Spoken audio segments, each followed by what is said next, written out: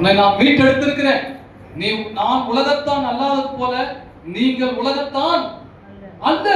நீங்கள் உலகத்தின் ஆவியை பெறவில்லை, தேவனுடைய ஆவியை பெற்றீர்கள், பரிசுத்த ஆவியை பெற்றீர்கள். உலகத்து பார்வை போல நாம் என்ன பண்ணக்கூடாது, ஏதாவது ஒரு ஹாபிட் இருக்கணும். இப்ப நல்ல ஹாபிட் எல்லாம் இருக்குது. உங்களுக்கு ஜெபிக்கிறது ஒரு ஹாபிட்டுங்க, ஆமாவா? கர்த்தர்கிட்ட பேசுறது ஒரு ஹாபிட்டுங்க, பிறருக்கு உதவி செய்யறது நல்ல பழக்கங்க, நீங்க ஜெபிக்கிறது நல்ல பழக்கம், ஆராதிக்கிறது நல்ல பழக்கம், எல்லாரையும் விசாரிக்கிறது நல்ல பழக்கம், எல்லாருமே அன்பா இருக்கு நல்ல பழக்கம். இவ்வளவு நல்ல பழக்கம் வச்சுக்கிட்டு எதுக்கு ஒரு கெட்ட பழக்கம்? பழமொழி சொல்லுவாங்க, சென்னையில சொல்லுவாங்க, இது மாதிரி கொண்டாட்டி இருந்தாலும் குரங்கு மாதிரி ஒரு பூத்தியா இருந்தா தான் நான் சரியா வரல. குரங்கு மாதிரி தான் இருக்கணுமா? குரங்கு மாதிரி சும்மா சொல்லுங்க, குரங்கா கிளியா? குரங்கு மாதிரி ஒரு பூத்தியா நான் சொல்லுங்க. இப்படி நல்ல கொண்டாட்டியா கிளியா இருந்தாலும் ஏன்னா குரங்கு தான் தாவி தாவி வரும், கிளி தாவாது. கிளியை நீங்க தான் ரசிக்கணும், குரங்கு தான் உங்களை ரசிக்கணும். அப்ப சொல்றாரு, குரங்கு மாதிரி ஒரு கொண்டாட்டி வேண்டது போல ஏதாவது ஒரு தீமையான பழக்கம் இருந்தா தாங்க அவங்க பியூர் விசுவாசி. அவங்ககிட்ட என்ன இருக்கணும்? என்ன இருக்கணும்? ஏதாவது ஒரு ஆவிக்குரிய பழக்கம் இருக்கணும், ஏதாவது ஒரு ஆவிக்குரிய சாத்தானுடைய ஆவிக்குரிய பழக்கம் ஏதாவது ஒன்று இருக்கணும். அப்பதான் அவன் உங்களை மதிப்பான். ஏதாவது ஒரு தீமையான பழக்கம் இருக்க வேணாவா? தேவன் நம்மை தீமைக்காக அல்ல, நாம் வாழ்கிற வாழ்க்கை நன்மையான வாழ்க்கை நீ தெரிஞ்சுக்கோன்னு சொல்றாரு. என்ன சொல்றாருங்க? லோத்து கிளம்பிட்டான். சூப்பரா இருந்தது அந்த இடம் பார்க்கும் போது. ஏதேன் தோட்டத்தை போல இருந்துச்சான், கர்த்தருடைய தோட்டத்தை நல்லா இருந்துச்சு. அவர் கிளம்பிட்டாரு. ஆனா ஆபிரகாம் கிட்ட தேவன் பேசுறார், நீ ஏறெடுத்து பாருப்ப, நீ சுற்றி தெரிகிற பூமி எல்லாம் உனக்கு தருவேன், நீ பாரு, நீ நட, நீ சுற்றி திரி, இது யாவே உனக்கு தரு. சுற்றி திரிறது கஷ்டங்க, பார்க்கறது கஷ்டங்க, பாடுகள் கஷ்டம் தாங்க. ஆனா பாடுகளுக்கு தான் தேவன் அங்க மகிமை வச்சிருக்காங்க. ஆமென். ரெண்டாவது பாருங்க, கொடிய துர்குணம். என்ன குணம் அது? கொடிய துர்குணம்னா என்ன சொல்லலாம்? துர்குணம் என்ன சொல்லுங்க? குணம், அவங்க சுபாவத்தை சார்ந்து கெட்ட கெட்ட குணம், கெட்ட கெட்ட குணங்கள்.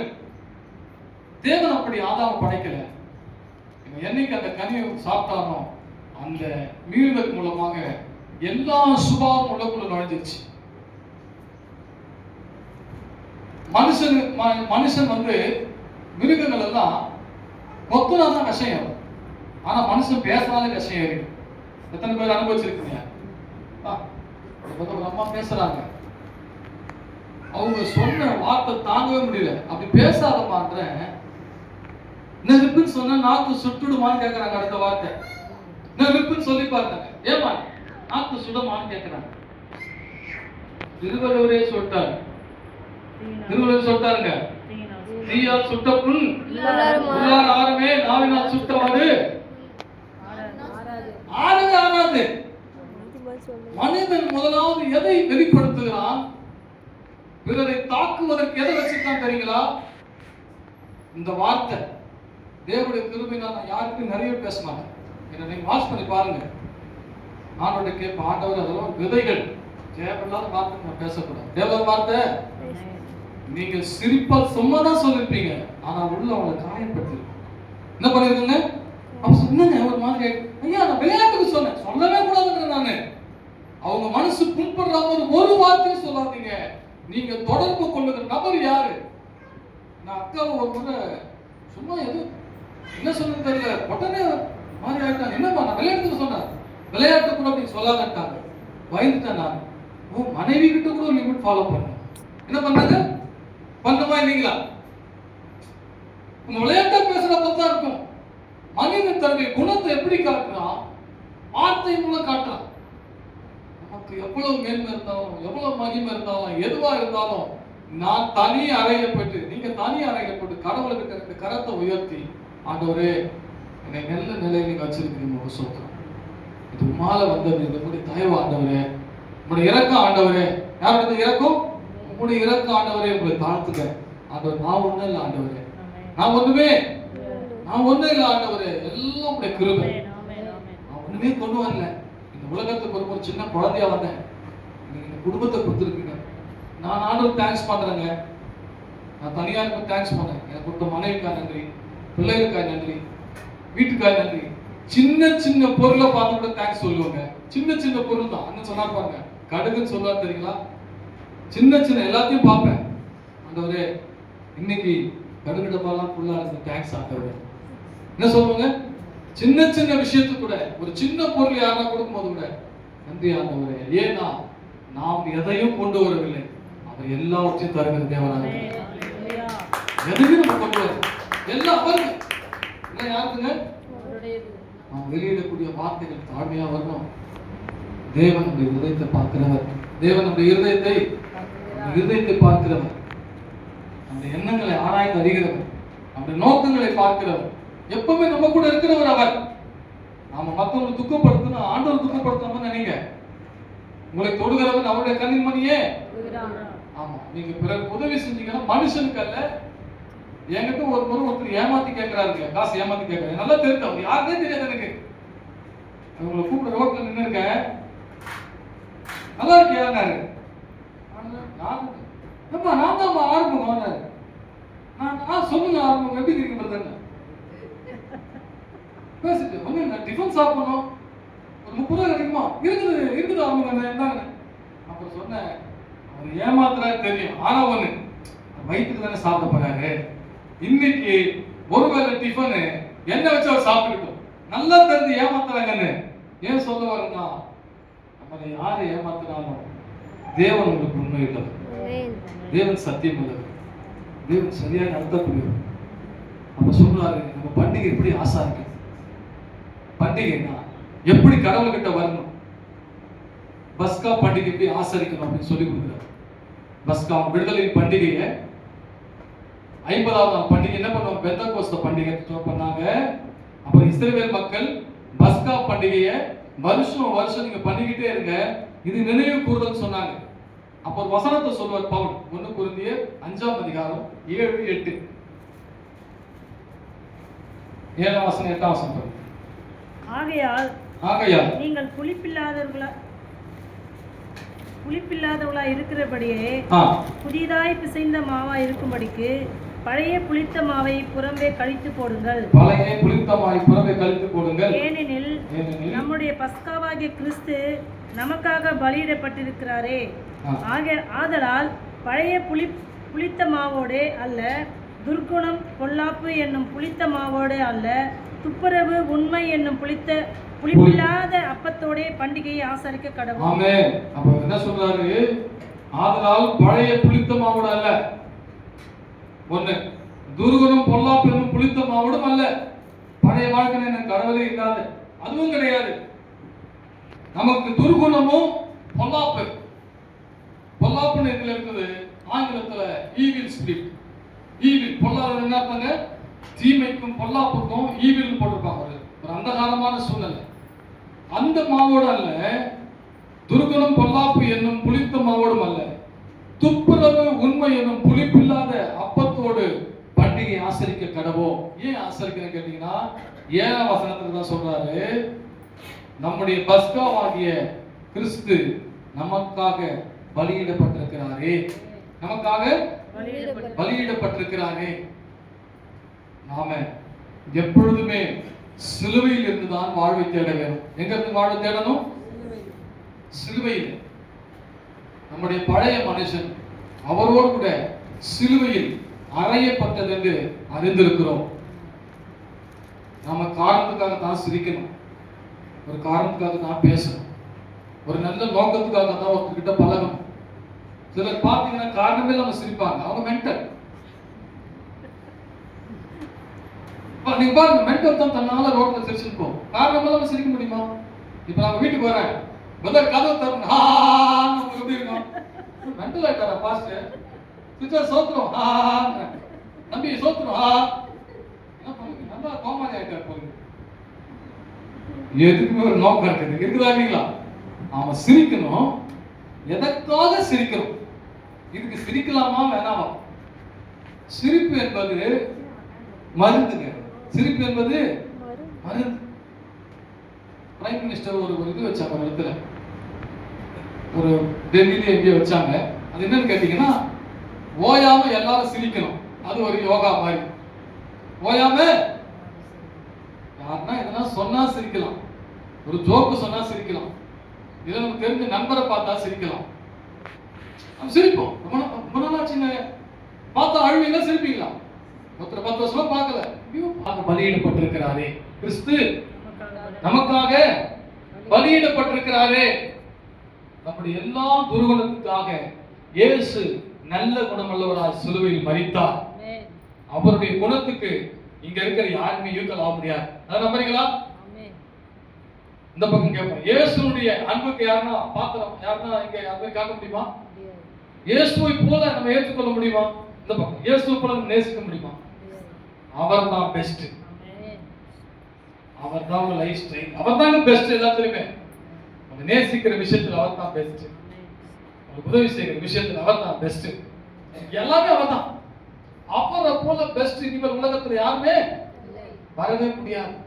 அப்ப அந்த துர்குணம் இல்லாமல் ஒரு விசுவாசிகள் ஊழியர் கண்டிப்பா இருக்கணும்.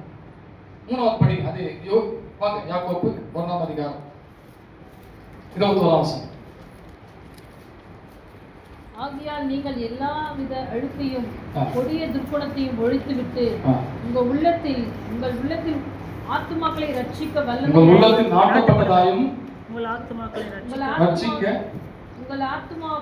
ரட்சிக்க வல்லமை உள்ளதாயும் இருக்கிற வசனத்தை சாந்தமாய் ஏற்றுக்கொள்ளுங்கள். ஆமென். என்ன சொல்றாரு? உங்கள் உள்ளத்திலே நாட்டப்பட்ட வசனம். வசனம் எங்க இருக்குங்க? உள்ளத்துல இங்க இருக்கணும். அது வேலை செய்து நீங்க அனுமதிக்காம அது உள்ளத்துல போவாது. நீங்க அனுமதிக்கணும். ஆண்டவரே, இந்த வார்த்தை போட்டோம், என்னை உருவாக்கட்டும், உம்முடைய சாயலா என்னை மாற்றட்டும், உமக்கேற்ற பாத்திரமாய் இந்த வார்த்தை என்னை தொடரட்டும் ஆண்டவரே. அவர் சொல்றாரு, உங்கள் உள்ளத்திலே நாட்டப்பட்டதாய் உங்கள் ஆத்மாவை ரட்சிக்க வல்லமையிலதா இருக்கிற தேவனுடைய வசனம். எப்படி ஏத்துக்கணுமா? சாந்தமா. எப்படி ஏத்துக்கணும்? சாந்தமா ஏற்றுக்கொள்ளுங்க. நம்முடைய நாம வசனத்தை கேட்கிறோம் மாத்திரம் இல்லாம 22 வசனம் சொல்றாங்க, நீங்கள் அல்லாமலும் அப்படி அல்லாமலும் நீங்கள் உங்களை வஞ்சிக்காதபடிக்கு திருவசனத்தை கேட்கிறவராய் மாத்திரமல்ல, அதன்படி செய்கிறவர்களாயும் இருங்கள். அதன்படி செய்கிறவர்களாயும் இருக்க. வசனத்தை கேட்கறது ஈஸிங்க, வசனத்தை போதிக்கிறது ஈஸிங்க, வசனத்தை வாசிக்கிறது ஈஸிங்க, கை கொடுத்து கடினங்க. எத்தனை பேர் ஆமாம் ஒத்துக்கிறீங்க? கேட்போம். 10 வருஷம் ஐயா பொண்ணுக்கு மதுரையில கல்யாணம் வச்சுக்கிறேன், வந்துருக்கேன் குடும்பம் வந்து கண்டிப்பா போக மாட்டோம். முடிஞ்சவங்க போவாங்க. பத்திரிக்கை பார்த்த ஒன்றும் மதுரைக்கு நம்ம எப்படி போறது? இவ்வளவு லாங்கா மதுரைக்கு போக முடியாது. ஒண்ணு பண்ணலாம், ஜிபேல மொய் அனுப்பிடலாம். ஜிபேல வர முடியாது, நான் என்ன பண்ணுறேன், ஜிபேல கொஞ்சம் அனுப்பிச்சிடுறேன், வாங்கிக்கா, ஓகே. அது போல கிடையாது வசனம். வசனத்துக்கு நீங்க இடம் கொடுக்கணுங்க. வசனத்துக்கு என்ன பண்ணும்? வசனத்துக்கு இடம் கொடுக்கணும். இயேசுவுக்கு இடம் கொடுக்குறீங்களா இல்லைங்களா? இயேசுதான் வார்த்தை, அவருக்கு இடம் கொடுக்க மாட்டீங்க. ரட்சகராக இயேசுவுக்கு இடம் கொடுப்போம். ஆவியானவர் இருக்கிற அவர் நம்மை கண்டித்து உணர்த்தி அவருடைய வேலை செய்வதற்கு நான் சொல்றேங்க. நமக்குள்ள ஒரு பாவம் குடிக்கணும்னா அது ஒரு பெரிய சொகுசு. எத்தனை பேர் ஆமா வந்துருக்கீங்க? பாவம் உள்ளது எவ்வளவு சொகுசு தெரியுமா? ரொம்ப சொகுசுங்க. ஒரு கட்டிங் போட்டு எவ்வளவு சொகுசு தெரியுமா? சொகுசா இல்லீங்களா? ரொம்ப சொகுசு. யார் கேட்க போறா? அப்பா சொல்லுவாரு, புத்தி சொல்லி பார்த்து திருந்தலப்பா, சொல்லி பார்த்தப்பா, யார் சொன்னா திருந்த மாட்டாப்பா, யார் சொன்னாலும் திருந்த மாட்டான்பா, நான் என்னப்பா பண்ணிட்டோம். ஆனா வசனத்தை ஏத்துக்கலனா இந்த ஆத்மா பரலோகம் போவாது. ஆமா, ஒத்துக்கும் கை தூக்கணும். ஆமா, போவாது. விபச்சாரம் செஞ்சா பரலோகம் ஆத்மா போவாது. போகுமா? விக்கிரகாரம் செஞ்சா போவாது ஆத்மா. போகுமா? சொல்லுங்க, போகுமா? அநியாயமா சம்பாதிக்கிற ஆத்மா பரலோகம் போகுமா? பணத்துக்காக ஊழியம் செய்யற ஊழியக்கார பரலோகம் போவாரா? சத்தமா சொல்லுங்க, போக மாட்டாருன்னு சொல்லுங்க. யூடியூப்ல போட போறோம். ஷைலுன்னு ஒரு நம்ம ஓபன் பண்ணிருக்கோம். வாரம் பேசுற செய்தி அனுப்பு. என்னையும் சேர்த்து தான் சொல்றேன். என் நோக்கம் பணத்தை சார்ந்திருந்தா என் நோக்கம் வெறும் செல்வாக்க சார்ந்திருந்தா, இந்த பூமியில பெரிய அந்த எண்ணத்தோடு இருந்தா, நான் என்ன ஊழியம் செஞ்சாலும் வேஸ்ட், என்ன போதிச்சாலும் வேஸ்ட். போதனையை காட்டிலும் போதிப்பதற்கு முன்னாடி நோக்கத்தை கடவுள் பார்க்கிறார். நல்ல நோக்கத்தோடு வாழ்வதற்கு தேவன் நம்மை அழைச்சிருக்கார். ஹல்லேலூயா. வசனத்தை கேளுங்க. எந்தெந்த பகுதியில நாம இப்போ ஒரு பாட்டில விஷம் வைக்கிறாங்க, ஒரு பாட்டில கோட்டர் வைக்கிறாங்க, நல்லா தெரியும் உங்களுக்கு. மோந்து கண்டுபிடிச்சிருவோம். அப்படியே பார்ப்போம், இல்ல இல்ல இல்ல இது வேற மாதிரி ஸ்மெல் அடிக்குது. அது கூட குடிச்சா போதை வரும். போதை வந்து சிஎம்சி அட்மிட் பண்ணி எல்லாத்தையும் தூக்கி போயிடும். ரூட் கிளியர் பண்ணிடும். நம்ம நடத்த போறோம், டீப்பா நடத்த போறத பத்தி. கிறிஸ்தவர்களுக்கு, இயேசு ஏற்றுக்கொண்டவர்களுக்கு இடுக்கமான வாசல் தான் சுதந்திரம். ஒத்துக்கிறீங்க? இந்த பூமியில ஒரு 50 வருஷம் வாழ்வீங்களா, இல்ல ஒரு இன்னும் 20 வருஷம் வாழ்வீங்களா, இன்னும் ஒரு 100 வருஷம் கூட போட்டுக்கோங்க. ஆனா ஒரு நாள் மரணத்தை தழுவுமே. மரணத்துக்கிட்ட நான் போயிட்டு இருக்கேனே, மரணம் என்ன தேடி வந்துட்டு இருக்குதே, மரணம் தேடி வருதா இல்லைங்களா? ஒரு நாளும் மரணத்தின் வாசல் கிட்ட நான் போறேனே, அப்ப நான் என்ன செய்யணும்? அங்க சொல்றாரு, நீ எதை தேர்ந்தெடுக்க போற? இயேசு சொல்லுவாருங்க, ரொம்ப பிடிச்ச வாசல், இடுக்கத்தின் வாசல் வழியாக பிரவேசி. கேட்டுக்கு போகிற வாசல் விசாலம். அங்க தேவனே தேவையில்லை, தேவனுடைய உதவி தேவையில்லை. ஏன்னா இவன் போயிட்டு இருக்கான். இவன் என்ன பண்றான்? வழி விசாலமா இருக்குது. அதன் வழியாக பிரவேசிக்கிறது எத்தனை பேருங்க? அநேகர். இடுக்கமான வாசல் வழியாய் ஜீவனுக்கு போகிற வாசல் மிகவும் நெருக்கமா இருக்குது. அதன் வழியாய் பிரவேசிக்கிறவர்கள் சிலர். உங்க பையன் கூட வராம இருக்கலாம், அந்த அந்த பாதையில, நெருக்கமான பாதையில. உன் பொண்ணு வராம இருக்கலாம், மனைவி வராம இருக்கலாம். அதை பத்தி கவலைப்படாதீங்க. நீங்கள் நித்திய ஜீவன் அடையணும்னா நீங்க அந்த நெருக்கத்தின் வாசல்ல போய் தான் ஆகணும். போனோமா இல்லைங்களா? அங்க சொல்றாரு, 2 வாசலை சொல்றாரு. ஒண்ணு அழிவுக்கு போகிற வாசல், அடுத்தது நித்திய வாழ்வுக்கு போகிற வாசல். எடுத்துக்கொள்ளும். மத்திய 7ஆம் அதிகாரம் 13, 14. சீக்கிரம் படிங்க, முடிச்சிடலாம். இடுக்கமான வாசல் வழியாய் உட்பிரவேசியுங்கள். கேட்டுக்கு போகிற வாசல் விரிவும் வழி விசாலமுமாய் இருக்கிறது. அதன் வழியாய் பிரவேசிக்கிறவர்கள் அநேகர். ஜீவனுக்கு போகிற வாசல் இடுக்கமும் வழி நெருக்கமுமாய் இருக்கிறது. அதை கண்டுபிடிக்கிறவர்கள் சிலர். ஆமென். இதை நீங்க தாங்க கண்டுபிடிக்கணும்.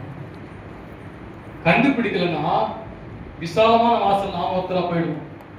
விசாலமான வாசல் இருக்குதுங்க. 2 வாசலுக்கும் இந்த உலகம் தான் வழி. இந்த உலகத்துல தான் வச்சிருக்கிற வழி. வேற பரலோகத்துல இல்ல வழி, வேற பரதேசத்துல இல்ல வழி. இந்த உலகத்துல தான் 2 பிரிச்சு வச்சிருக்காரு. நன்மை, தீமை, பாவம், பரிசுத்தம், நீதி, அநீதி. கவனிக்கிறீங்களா? அன்பு, பகை, விரோதம் சேர்த்துங்க. 2 பிரிச்சு வச்சிருக்கிறாரு. அப்ப நாம நான் எதை எடுக்க போறேன் சொல்ற? கண்டுபிடிக்கிறது சிலர். அதை கண்டுபிடிங்கன்னு சொல்றேன். கண்டுபிடிங்க. திரும்ப சொல்ற, நாம ஒரு சில ஹாபிட்ஸ், சில பழக்கங்களுக்கு நம்ம சுகத்தை கொடுக்கணும். ஆனா நித்தியத்தை நஷ்டம் பண்ணிடுவீங்க. நித்தியம் போயிடுங்க. நித்தியம் என்ன பண்ணிடும்? நம்ம நினைக்கிறோம் 100 வருஷம் வாழ போறோம்னு. ஒரே டிக்கில போயிடும் உயிர், தெரியுமா? மைண்ட் அட்டாக் எல்லாம் வருது. இப்போ எப்படி வருது? தலை சுத்துது, முடிஞ்சு போச்சு வேலை. அழுவாங்க. இப்பதான் நல்லா போனாங்க, காபி கேட்டாங்க, தலை சுத்துதுனாங்க, முடிஞ்சு போச்சு. இந்த தினத்தை தேவன் உங்களுக்கு கொடுக்கிற வாய்ப்பா நினைச்சீங்கன்னா, நீங்க இந்த கெட்ட பழக்கத்தெல்லாம் விட்டுட்டு, ஆண்டவரே நான் போக வேண்டிய வழி விசாலம் கிடையாது, இந்த விசாலத்துல போனா இந்த உலகம் எனக்கு லாபம், இந்த உலகத்தை நான் லாபம் பண்ணிடுவேன், இந்த உலகத்தை நான் ஆதாயப்படுத்திடுவேன், ஆனா நித்திய வாழ்க்கையை நஷ்டப்படுத்திடுவேன், அது எனக்கு வேண்டாம். நெருக்கமான வாசல்ல நான் போறேன், இடுக்கமான வழியில போறேன், எனக்கு முடிவு நித்திய ஜீவன் தான் ஆண்டவரே வேணும். நீங்க தெரிஞ்செடுங்க. அநேக நன்மை செய்தவர்கள் ஜீவனை அடையும்படியாகும், தீமையை செய்தவர்கள் நித்திய ஆக்கினை அடையும், எழுந்தவர்களாக புறப்படுவாங்க போட்டிருக்கு. நீங்க எங்க போறீங்க? உங்க குடும்பத்துல உங்க சாட்சி என்ன? நல்ல சரித்திர சாட்சி என்ன? உங்களை பார்த்து நீங்க நல்ல சாட்சி சொல்லிக்க முடியுமா? உங்க இருதயம் ஒத்துக்குதா? அதுக்கு உங்க இருதயம் ஒத்துக்குதா? கரெக்ட், நான் தேவனுடைய பிள்ளையா இருக்கிறேன், நான் பாவத்தை செய்யாமல் இருப்பதற்கு பாவத்தை வெறுக்க வேண்டுமே. ஆமென். என்ன பண்ணணுங்க? ஒரு வெறுக்காம விடவே மாட்டான். அவங்க சொல்லுவாங்க ஐ வில் ட்ரை. நீ ட்ரைனால விசால வாசல் தான். எதுல இருக்கணும்? ட்ரை பண்ற எங்க தான் இருக்கிறான்? சொல்லுங்க, ட்ரை பண்ற எங்க இருக்கிறான்? மனம் திரும்புறவன் தான் கனி கொடுப்பான். மனம் திரும்புவதற்கு ஏற்ற கனிகளை கொடுங்க. ஒருவன் எண்ணி நிலைத்திருந்தால் மிகுந்த கனிகளை கொடுப்பான். கனி கொடுக்கிற வாழ்க்கைக்கு தான் உங்களை ரட்சித்திருக்கிறாரு. இல்லைன்னா கன்சாமி முன்சாமி மாதிரி எல்லாத்தையும் அனுபவிச்சுட்டு போலாமே. ஆமா வரீங்களா? சகலத்தையும் பாவத்தை இன்பமா அனுபவிச்சுட்டு எல்லாத்தையும் பண்ணிட்டு போய் நம்ம போலாமே. அதுக்காக நீங்க அழைக்கப்படல. நமக்கு தெரியவே ஆண்டவர் தந்திருக்கிறாரா இல்லைங்களா? நீங்க சொல்லுங்க, என்னால் வெற்றியாய் வாழ முடியும். எல்லா அடிமகனும் என்னால வர முடியும். எனக்காக செலுத்தப்பட்டது இயேசுவின் விலையேறப்பட்ட ரத்தம். அப்ப நீங்க என்ன பண்ணக்கூடாது? வாரம் ஃபுல்லா வேலை செய்யறல, வாரம் ஃபுல்லா என்ன செய்யறேன்? நான் மட்டும் வேலை செய்யறேன். உங்க எல்லாருக்கும் ரொம்ப ரொம்ப பிரஷர் யாருக்கு தான்? சொல்லுங்க, ஊழியக்காரருக்கு லேசா இருக்குமோ? ரொம்ப பிரஷர் தான் வருமாயா? நிறைய இருக்குங்க. உங்களை எல்லாரும் நடத்தணும், பார்த்து எல்லா சூழ்நிலையும் தாண்டி போனோம். அதுங்க உங்களுக்கு ஒரு நியாயம், பாஸ்டருக்கு ஒரு நியாயம். பரவாயில்ல, எனக்கு சேர்த்து கொண்டு வந்துருங்க. அக்கா கறிக்கொண்டு சொல்லுங்க. நம்மளுக்கு மட்டும் தெரியும் இந்த டீலிங். யாருக்கு மட்டும்? வாங்கிட்டு வர வீட்டில் சாப்பிட்றோம், கறிக்கம் சாப்பிடும். அமைதியா பத்துங்க பாஸ்டர். ஊழியம் எவ்வளவு சூப்பரா கூட பாருங்க. நீங்க எவ்வளவு நல்லா ஊழியம் பண்ணிருப்பாங்க. எப்படி பண்ண நல்லா நாசமா போயிடுவேன். அதனால நீங்க என்ன பண்ணக்கூடாது? விசுவாசிகள் மது குடிக்க கூடாது. மது என்ன பண்ணக்கூடாதுங்க? மது குடிக்க கூடாது. குடிச்சீங்கன்னா விசால வாசல்ல போயிட்டு நித்திய நரகத்துக்கு போய் சேர்ந்துருவீங்க. மரணம் அடுத்த நிமிஷம் கதவு தட்ட நம்மை நோக்கி. நீங்கள் மரணத்துக்கு போயிட்டு அழிவுக்கு போவதற்கல்ல, நித்திய நரகத்துக்கு தேவன் தெரிந்தெடுக்கல, நித்திய வாழ்க்கைக்காக தேவன் தெரிந்தெடுத்தார். நீங்க அவரை பிடிங்க. ஆண்டவரே, நான் எவ்வளவு ஆழமா போயிட்டு இருக்கிற பாவத்துல, வேதம் சொல்லுது சிலருடைய பாவங்கள் அவரை பின்தொடரும், சிலருடைய பாவங்கள் நியாய தீர்ப்புக்கு முந்திக் கொள்ளும். ரெண்டு தீர்ப்பு இருக்குது. இந்த பூமியில நீங்க செய்த பாவங்களுக்கு சின்ன சின்ன அடி, சின்ன சின்ன சிக்ஷையை கர்த்தர் கொடுப்பார். அதுலயே திருந்துட்டீங்கன்னா மனம் திருமணக்கு சிக்ஷை, திருநாள் சிக்ஷை எல்லாம் கொடுக்க மாட்டார். அவங்க ஜாலியா தான் இருப்பாங்க. மனம் திரும்பாம செத்தவனா நித்திய நரகத்துக்கு தான் போவோம். அங்க போக கூடாது. எங்க போக கூடாது? அங்க போக கூடாது. சரிங்களா? அதனால நீங்க ரொம்ப ஜாக்கிரதையா இருங்க. வசனத்தை கேட்கறது மட்டும் இல்ல, வசனத்தை பின்பற்றுங்க. தூக்கி எறியுங்க. ஆண்டவரே, இது ஆத்மாவை கெடுக்கிறது, என் குடும்பத்தை கெடுக்கிறது. உலகத்தை சூப்பரா போட்டுருக்கான் போர்டு. இந்த சிகரெட் பாயிண்ட்ல எனக்கு இங்கிலீஷ் படிக்க தெரியாது. அது சாப்பிட்டா வருமா? டேஞ்சரஸ், புற்றுநோய் வரும். இது ரொம்ப கேடு உண்டாக்கும். ஃபேக்டரி மூடலாம்ல, மூணு யாரும் குடிப்பாங்களா? ஒயின் ஷாப் ஆன போட்டுருக்காங்களா? மது வீட்டுக்கு, அது முதல்ல என்ன போறோம்? மது வீட்டுக்கு. அப்ப நீ வீட்டை பார்க்கல, மது நாட்டுக்கு. நீ ஒரு நாட்டுல இருக்கிற பிரச்சனை இல்ல. அப்புறம் மது யாருக்கு? யாரு கேடா? உயிருக்கு. இதத்தான் வசனம் சொல்லுது. உன் வீடு நாசமாயிடும், நாடு நாசமாயிடும், கடைசியில உயிருக்கே கேடாயிடும். அதை செய்யாத, கர்த்தரை சார்ந்துக்குன்னு மனம் திரும்பு. கடைசியா வந்து சொல்லி முடிக்கிறேன். நம்ம சபைக்கு இன்னொரு சகோதரர் வந்துட்டு இருந்தாருங்க. நான் காணிக்க பார்க்குற ஆள் இருந்தா காலில் ஒன்று தூக்கி நம்ம உட்காந்துருக்கோம். செய்யவே மாட்டேன். நான் காணிக்க முக்கியம் இல்லை, தேவன் தான் முக்கியம். யார் முக்கியங்க? அவன் பிரதர். பணம் முக்கியம் கிடையாது. உலகத்துல இருந்து அங்கேயே ஆயிரக்கணக்கு சம்பாதிச்சிருப்பேன், நல்ல போஸ்டிங் இருப்பேன், பெரிய ஆளாக இருப்பேன். நானு அது கிடையாது எனக்கு. புல் குடிங்க. அவரு எவ்வளவு குடி? புல் குடி. இது மேல நின்றுக்குன்னு இப்படி கையை வச்சுக்கிட்டு அடுத்த வருஷம் பயங்கரமா செஞ்சிடலாங்க. அவர் போனவன் ஜெபம் பண்ண ஒரு வரக்கூடாது சபைக்கு. என்ன பண்ணக்கூடாது? நிறைய பேர் ஜெபம் பண்ணி நான் தோத்தி இருக்கிறேன் தெரியுமா? வேணாம், தோட்டம் கெட்டு போயிடும். என்ன கெட்டு போயிடும்? மனம் திரும்புறவங்க தான். மனம் திரும்பினவங்க நல்லா இருப்பாங்க, அவங்க குடும்பம் நல்லா இருக்கும், அவங்க வாழ்க்கை நல்லா இருக்கும். தூசியை போல நினைங்க. அது ஒரு அடிமைத்தனமா பார்க்காதீங்க. இயேசுவின் நாமத்தினாலே பிசாசு எப்படி தொடர்பு வச்சிருக்கான்? இயேசு இருக்கிறாரு. என் கூட யாருமா இருக்கு தெரியாது உங்களுக்கு. உங்க கூட யார் இருக்கணும்? உங்க கூட யார் இருக்கணும்? தேவனா சாத்தானா? சொல்லுங்க சத்தமா, யார் இருக்கணும்? சில வேளையில நண்பர்கள் பிரச்சனை பண்றாங்க. மச்சான் ஃபங்க்ஷன்டா. டேய் ரொம்ப நாளாவது நான் விட்டு ஆடே. உன்னை காட்ட நான் உத்தமன் தெரியுமா? இவரு யாரு? உன்னை காட்ட நான் உத்தமன்டா. பாஸ்டர் ஐயா கூட வர்ஷிப் எடுக்கிறேன் நானு. மூப்பர் போஸ்டிங்ல எல்லாம் இருந்தேன். யார் பாக்குறா? அப்படின்ற இவரு யாரு? விசுவாசி. ஒரு நாள் தான். எத்தனை நாள்? ஒரே நாள். அந்த ஒரு நாள் நாசம் பண்ணிடுவாங்க. தேவன் ஒவ்வொரு நாளும் நாம தேவனுடைய பிள்ளைகளா வாழணும் தான் ஆசைப்படுறோம். தூக்கி எறியணும் அந்த பாவத்தை எல்லாம்.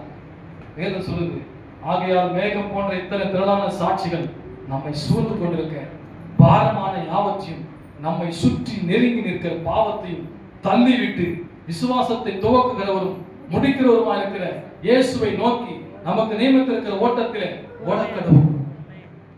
பாவம் என்கிட்ட நெருங்கி இருக்கா நினைக்கிறீங்களா? என்கிட்ட நெருங்கி இருக்குமா இருக்காதா? உங்ககிட்ட நெருங்கி இருக்குமா இருக்காதா? ஏன் அனுமதி இல்லாம அதை செய்ய முடியாது. அதால நான் அனுமதி கொடுக்கணுங்க.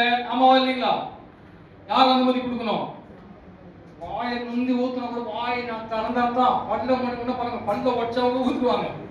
இல்ல வந்து எனக்கு தெரியாது, நான் உன்னை கட்டி பிடிச்சு தீர்க்க நான் சொல்லிட்டு அந்த பொண்ணுங்க வந்து முதல் தேவனுடைய அனுமதி இல்லாம உங்கள்கிட்ட யாரும் வரக்கூடாது. உங்க அனுமதி இல்லாம யாரும் வரக்கூடாது. நீங்க ஒரு விலையேறப்பட்ட ரத்தத்தினால் மீட்கப்பட்ட முதற் பலனான சிருஷ்டி. நீங்க எல்லாம் சொன்னா அவருடைய முதற் பலன். இந்த பூமியில எல்லாமே போயிடும். நம்முடைய வாலிபு போயிடும், நம்முடைய பணம் போயிடும், சொத்து எல்லாம் போயிடும். உங்களுக்குள்ள இருக்கிற அழிவில்லாத அழியாத ஆத்மா போவாது. இந்த ஆத்மா அவருடைய. இந்த ஆத்மா பாதுகாப்பா போய் எங்க சேரணும்? நித்திய பரலோகத்துக்கு போய் சேரணும். ஒழிய நித்திய நரகத்துக்கு போய் சேரக்கூடாதுங்க. வசனத்தை கேட்கிறவாய் மாத்திரம் இல்ல, அதன்படி செய்யுங்க. கர்த்தர் உங்களை ஆசீர்வதிப்பார். நீங்க அப்படியே உட்கார்ந்துங்க.